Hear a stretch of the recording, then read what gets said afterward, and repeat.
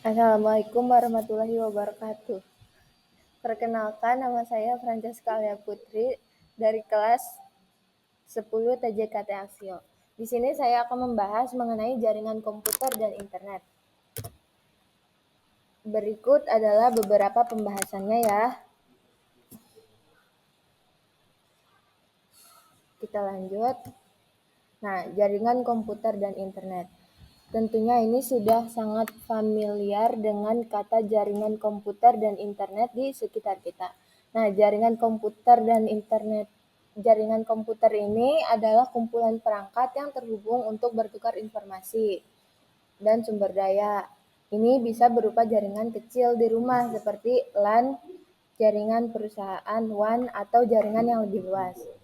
Nah, kalau internet adalah jaringan global yang menggunakan berbagai jaringan komputer di seluruh dunia, memungkinkan akses ke informasi dan layanan digital. Nah, ada juga jenis-jenis jaringan lokal, seperti jaringan WLAN, Wireless Local Area Network. Itu jaringan tanpa kabel. Nah, jaringan ini untuk menghubungkan perangkat-perangkat dalam area terbatas, seperti rumah, kantor, atau kampus. Nah, WLAN ini menggunakan gelombang radio untuk mentransmisikan data antara perangkat, memungkinkan perangkat untuk terhubung ke jaringan tanpa perlu kabel fisik. Nah, keuntungannya itu biaya lebih murah, tidak ada kabel, jadi tampak lebih rapih ya. Terus juga jaringan LAN, Local Area Network. Jaringan LAN ini yang menghubungkan perangkat dalam area terbatas, seperti rumah, kantor, atau sekolah. Next, ada jaringan MAN.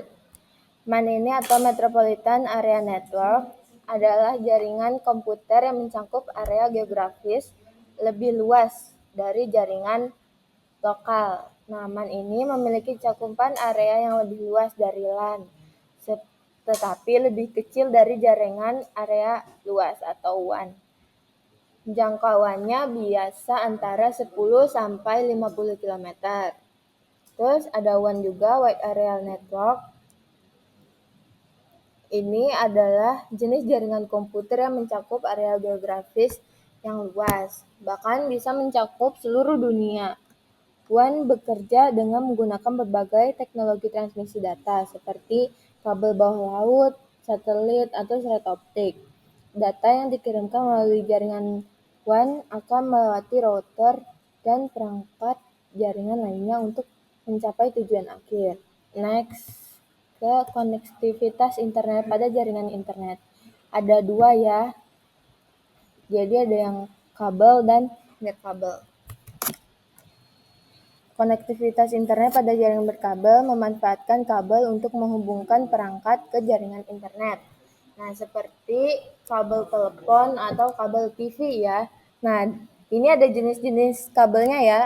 Ada kabel telepon itu dial up atau dial up ini menggunakan jaringan telepon PSTN, Public Switch Telephone Network, untuk menghubungkan ke ISP atau Internet Service Provider melalui modem. Juga ada kabel ADSL menggunakan kabel telepon untuk menyediakan kecepatan internet yang lebih tinggi dibandingkan dial up dengan modem yang berbeda.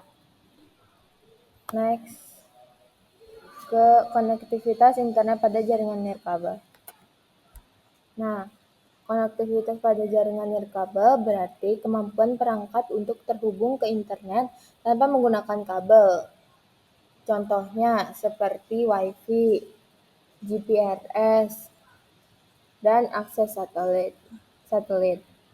Nah, teknologi yang digunakan pada jaringan nirkabel ini seperti Wi-Fi, kemudian Bluetooth, terus juga jaringan seluler dan akses satelit. Next. Nah, topologi jaringan. Nah, apa sih topologi jaringan? Jadi, topologi jaringan ini adalah susunan atau tata letak dari perangkat komputer dan tautan atau hubungan dalam suatu jaringan. Nah, topologi jaringan menentukan bagaimana perangkat terhubung satu sama lain dan bagaimana data ditransfer di antara mereka.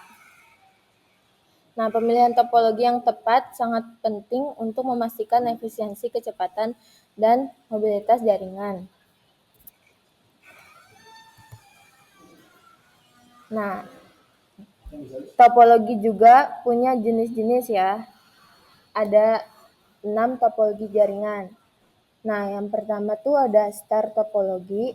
Jadi star topologi ini semua perangkat terhubung ke perangkat pusat seperti hub atau switch. Kemudian bus topologi. Bus topologi ini semua perangkat terhubung ke kabel tunggal yang disebut bus. Di sini ada gambarannya ya, bisa kita lihat. Terus juga ada mesh topologi. Setiap perangkat terhubung ke perangkat lainnya dengan banyak tautan. Ada hybrid. Hybrid ini kombinasi dari 2 atau lebih jenis topologi lainnya ya. Itu bisa kita lihat hybrid lebih banyak jaringannya gitu. Terus ring. Kemudian ada tree topologi. Nah, tree topologi ini gabungan dari topologi star dan bus dengan perangkat terhubung secara hierarkis.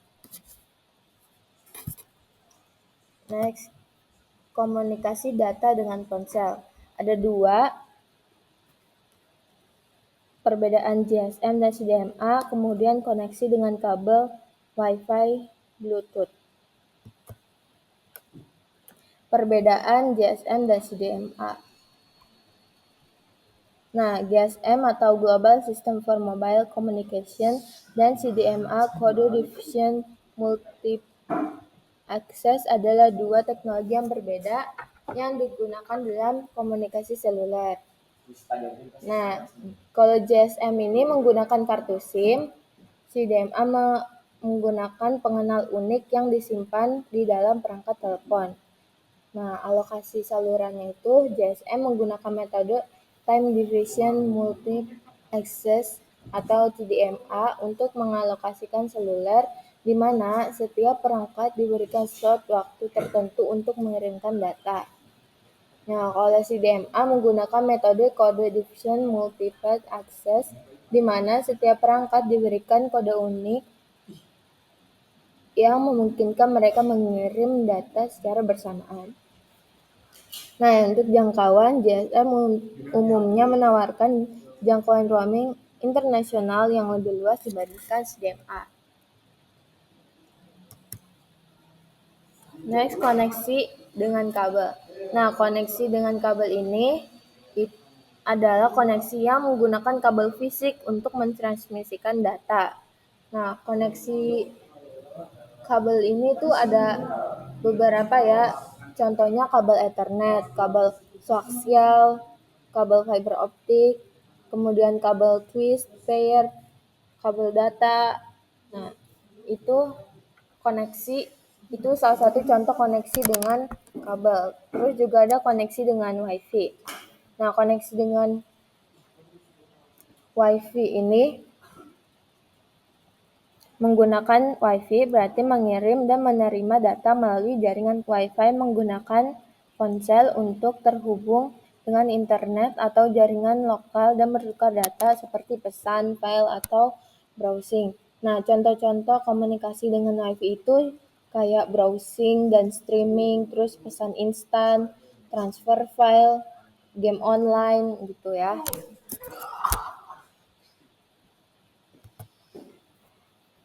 Kemudian koneksi dengan Bluetooth. Nah, komunikasi data melalui Bluetooth adalah proses pertukaran informasi data antara perangkat yang mendukung Bluetooth seperti ponsel, komputer, dan perangkat lain. Nah, proses ini menggunakan gelombang radio dengan frekuensi 2,4 GHz untuk mengirim dan menerima data dalam jarak pendek. Nah, contoh penggunaan komunikasi data Bluetooth itu hampir sama kayak Wi-Fi ya, transfer file, koneksi perangkat dan koneksi perangkat. Nah, ada jaringan komunikasi pada ponsel, ada dua ya, GPRS, 8G, 3G. Terus ada HSPA, 4G Lite, dan 5G. Nah, komunikasi jaringan GPRS, 8G, dan 3G. Jaringan GPRS itu teknologi yang memungkinkan perangkat untuk terhubung ke internet dan mengirimkan data melalui jaringan seluler. Ini kecepatannya sekitar 56 kbps hingga 11 kbps. GPRS digunakan untuk berbagai keperluan seperti browsing, email, MMS, dan aplikasi internet lainnya. Kemudian ada 8G. Ini tuh merupakan pengembangan dari GPRS ya. Memungkinkan berbagai aplikasi yang sebelumnya tidak mungkin diakses dengan GPRS, tapi kalau di 8G itu bisa kayak browsing web dan dengan kecepatan lebih cepat, terus streaming video dengan kualitas yang baik, dan transfer file yang lebih cepat. Terus juga ada 3G. Nah, 3G ini merupakan teknologi komunikasi seluler yang memungkinkan kecepatan transfer data lebih tinggi dibandingkan 2G. Nah, jaringan 3G ini menggunakan teknologi Universal Mobile Communication System dan menawarkan kecepatan hingga 2 Mbps. Teknologi ini memungkinkan akses internet lebih cepat. Nah, ini ada yang lebih cepat lagi ya. Kemudian ada juga jaringan HSPA, 4G, dan 5G. Nah, jaringan komunikasi HSPA ini adalah teknologi yang meningkatkan kecepatan koneksi internet pada jaringan seluler 3G. Nah, terus ada 4G. 4G ini juga seluler generasi keempat yang menyediakan kecepatan transfer data lebih tinggi dibandingkan generasi sebelumnya. Nah, 4G ini mendukung berbagai aplikasi multimedia seperti multimedia, video call, streaming video, dan download file besar. Dan yang terakhir ada jaringan 5G. Nah, 5G ini menawarkan kecepatan internet seluler yang lebih tinggi dan latensi yang lebih rendah dibandingkan dengan generasi sebelumnya, seperti 4G. Nah, ini tuh jaringan yang lebih cepat daripada yang lainnya ya. Next, proteksi data saat berinternet. Ini penting banget karena untuk menghindari kebocoran data dan yang lainnya. Nah, proteksi berarti keamanan ya, jadi keamanan data saat berinternet. Nah, kita perlu pahami agar terhindar dari hal yang tidak diinginkan. Nah, beberapa langkah yang bisa diambil untuk melindungi data kita itu seperti menggunakan VPN, terus membuat paspor kuat, mengaktifkan autentikasi 2 faktor, menerapkan enkripsi, menggunakan private browsing, dan memblokir iklan. Nah, VPN ini virtual private network atau mengenkripsi koneksi internet kita dan menyembunyikan alamat IP kita.